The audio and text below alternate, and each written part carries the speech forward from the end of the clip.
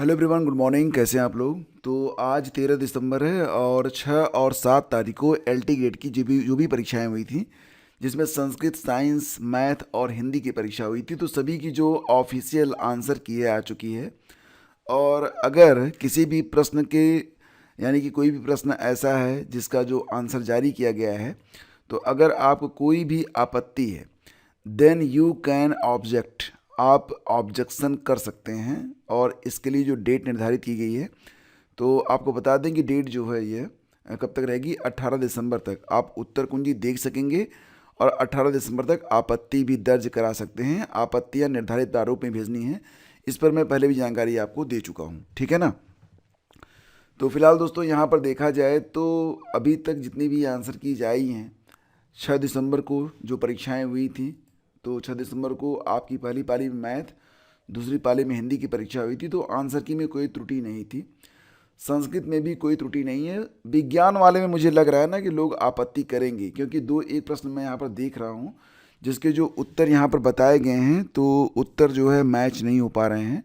तो मुझे लगता है कि विज्ञान वाले जो है जीएस में ऑब्जेक्शन करेंगे। खैर, इस पर मैं एक अलग से वीडियो बना के दे दूंगा आप लोगों को कि जो प्रश्न और उत्तर दिए गए हैं उसमें क्या डिफरेंस आ रहा है, ठीक है ना। और रही बात ये कि 2026 में यूपीपीएससी कौन सी परीक्षाएं कब करवाएगा, तो अभी इसका कैलेंडर जारी नहीं हो पाएगा। हर साल तो दिसंबर जनवरी तक आ जाता था, लेकिन इस साल संभावना है कि जनवरी फरवरी तक कैलेंडर आएगा। अभी जो आयोग का पूरा फोकस है वो इस बात पर है कि एलटी गेट की जो परीक्षाएं सामने हैं उनको पूरी शुचितापूर्ण तरीके से पूरी करवाई जाए। और दूसरी बात ये है कि अभी जो 2024 का परिणाम है यूपी पीसीएस का, उसको भी तैयार किया जाना है। साथ ही साथ ये भी है कि यूपी पीसीएस 2025 के लिए आवेदन की प्रक्रिया शुरू हो चुकी है। और जैसा कि आप लोग जानते भी हैं कि 2025 के लिए जो रिजल्ट जारी हुआ था, तो उसको लेकर अभ्यर्थी 15 तारीख की रणनीति भी इंटरनेट पर डील कर रहे हैं। आप देख सकते हैं, यहाँ पर एक न्यूज़ भी है। तो फिलहाल पीसीएस जे और कई सारी परीक्षाएं हैं, जैसे कि एपीओ, आरओ की लंबी समय से भर्ती नहीं हुई है। आरओ 2023 की मुख्य परीक्षा 31 जनवरी से प्रस्तावित है। पीसीएस जे की भर्ती भी 3 सालों से हुई नहीं। खंड शिक्षा अधिकारी, ब्लॉक एजुकेशन ऑफिसर के लिए 2018 में भर्ती आई थी, इसके बाद अभी तक भर्ती नहीं आई। इसके अलावा दोस्तों एक भर्ती है स्वास्थ्य शिक्षा अधिकारी की, ये 2006 में आई थी, इसके बाद नहीं आई, मतलब लगभग 20 साल हो गए और इस भर्ती का भी लोग इंतजार कर रहे हैं। तो देखना ये होगा कि अब जो कैलेंडर जारी होता है उनमें इन भर्तियों का जिक्र रहता है कि नहीं रहता है।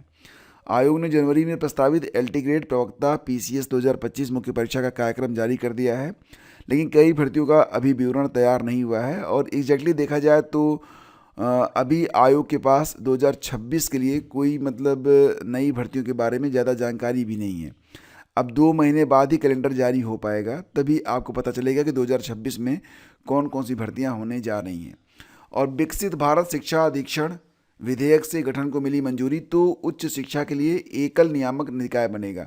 एग्जैक्टली इस खबर का मूल ये है कि जैसा कि आप लोग जानते हैं कि यूजीसी के द्वारा, साथ ही साथ एआईसीटीई के द्वारा और एनसीटी के द्वारा जो अलग अलग शिक्षण व्यवस्था चलाई जाती है, अब उनकी जगह एक ही शिक्षण व्यवस्था रहेगी। जैसा कि अभी आपने देखा था कि यूपी में क्या हुआ था कि जो प्राइमरी के लिए और टीजीटी पीजीटी के लिए, ठीक है, असिस्टेंट प्रोफेसर के लिए अलग अलग निकाय थे, तो इनको जोड़कर एक शिक्षा सेवा चयन आयोग बना दिया गया। और इसके बाद सारी देखो बात ये है कि इसी प्रकार से यहाँ पर ये एक बन रहा है। हालांकि ये केंद्रीय स्तर पर होगा, तो उम्मीद करिए कि ये सुचारू तरीके से सारी चीज़ें चल पाएंगी, ठीक है ना। तो आप देख पा रहे होंगे यहाँ पर कि फिलहाल ये जो विकसित भारत शिक्षा अधीक्षण विधेयक के नाम से ये जो विधेयक है जाना जाएगा। पहले इसे नाम दिया गया था HECI, भारत का उच्च शिक्षा आयोग, लेकिन अब ये विकसित भारत शिक्षा अधीक्षण विधेयक के नाम से पारित होगा। तो हालांकि जो मेडिकल कॉलेज से संबंधित जो यहाँ पर आयोग हैं वो इस दायरे में नहीं आएंगे, ये ध्यान रखिएगा आप लोग, ठीक है।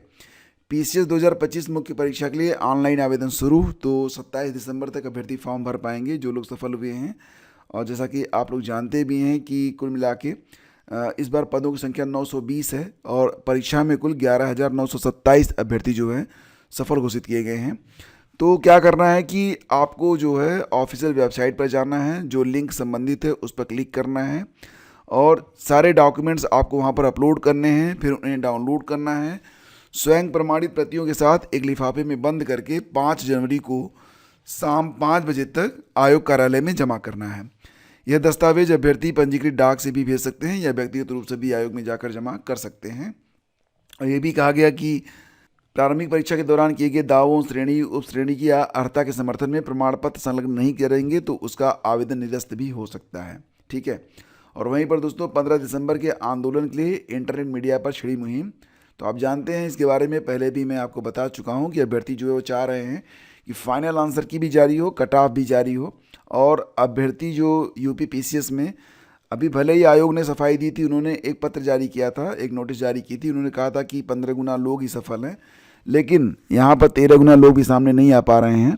तो इसके लिए अब ये डिमांड कर रहे हैं अभ्यर्थी कि 20 गुना जारी कर दो, क्या फ़र्क पड़ता है, आप थोड़ी सी परीक्षा और करवा लोगे। लेकिन और सही बात भी मुझे लगती है, अगर परिणाम 20 गुना हो तो कोई फ़र्क तो पड़ता नहीं है। उत्तर प्रदेश लोक सेवा आयोग की ओर से प्राप्तांक, कट ऑफ और उत्तर कुंजी अंतिम परिणाम के बाद जारी करने की बात पर प्रतियोगी छात्रों का गुस्सा बढ़ता जा रहा है और आयोग पर 15 दिसंबर को प्रस्तावित आंदोलन को व्यापक बनाने के लिए इंटरनेट मीडिया से लेकर छात्रावासों और किराए के कमरों में रह रहे अभ्यर्थियों तक निरंतर संपर्क का अभियान छेड़ दिया गया है।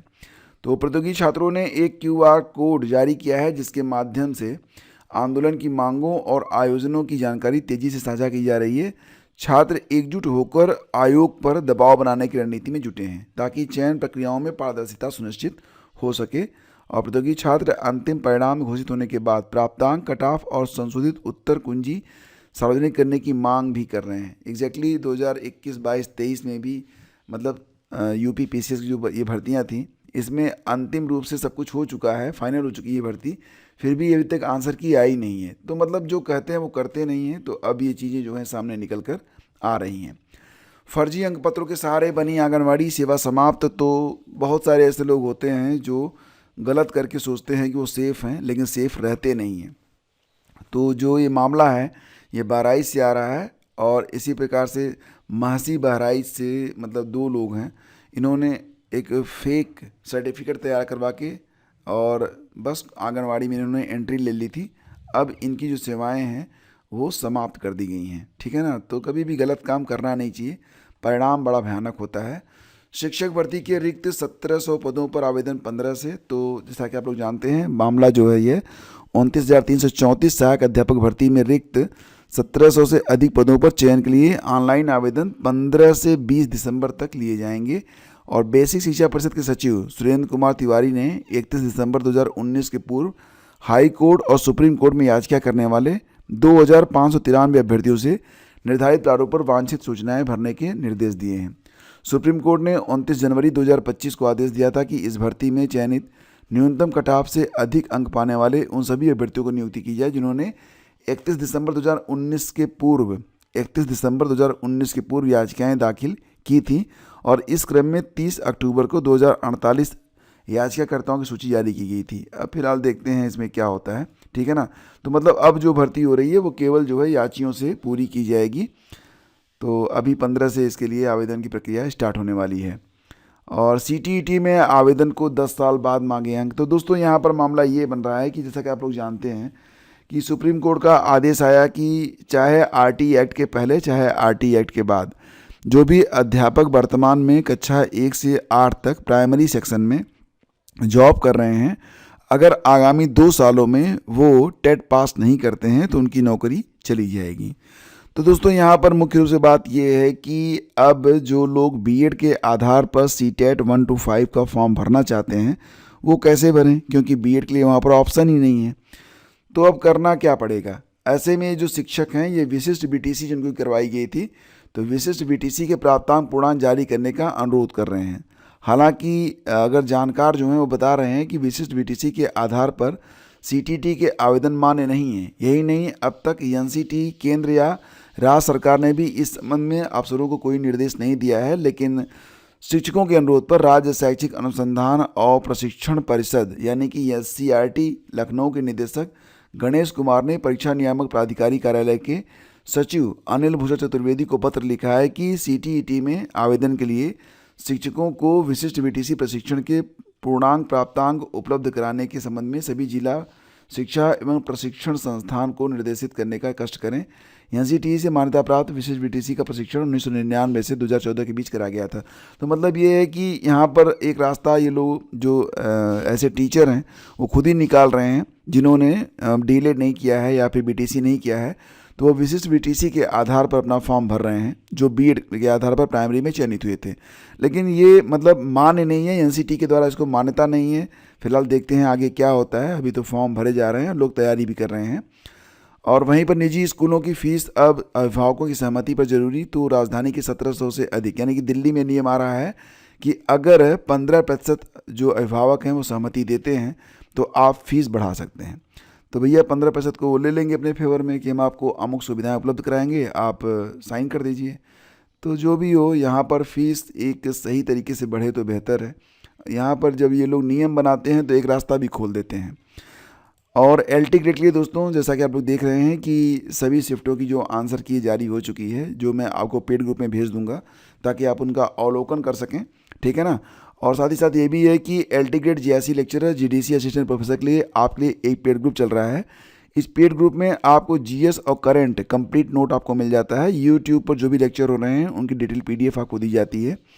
साथ ही साथ दोस्तों लगभग 40 से ज़्यादा मॉडल पेपर आपको उपलब्ध करवाए जाएंगे, लाइव क्लास और रिकॉर्डेड जो भी है। और सिलेबस के अनुसार महत्वपूर्ण थ्योरी क्लास और मॉक टेस्ट भी आपके करवाए जाते हैं। पर्सनल गाइडेंस भी मिलती है। सारी सुविधाएं आपको मिलती हैं ओनली 299 में। अधिक जानकारी के लिए आप 9452252260 पर हेल्प लेकर भेज सकते हैं, या फिर आप डिस्क्रिप्शन चेक कर लेना, वहाँ पर एक लिंक आपको मिलेगा। उस पर पेमेंट करने के बाद अपना नाम, पता और परीक्षा तिथि के और कौन सी परीक्षा है उसके बारे में लिखकर आप हमें इस नंबर पर व्हाट्सएप कर दीजिए। टेलीग्राम ग्रुप पर आपको ऐड किया जाएगा और टेलीग्राम पर ही आपको सारा स्टडी मटेरियल दिया जाता है। धन्यवाद आपका। मिलते हैं आपसे अगले वीडियो में। Thank you.